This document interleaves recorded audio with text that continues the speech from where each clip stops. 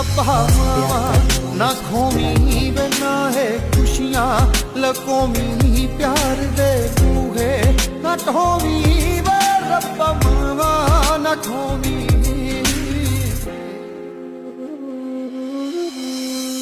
ਮਾਪੇ ਰੱਬਾ ਬੜੇ ਜ਼ਰੂਰੀ ਐਵੇਂ ਕਿਤੇ ਲਕੂਵੀਂ ਨਾ ਇੱਕੋ ਅਰਜ਼ ਆ ਸੁਣੀਂਦਾ ਤੇ ਆਮਾ ਕਿਸੇ ਦੀ ਖੂਵੀਂ ਨਾ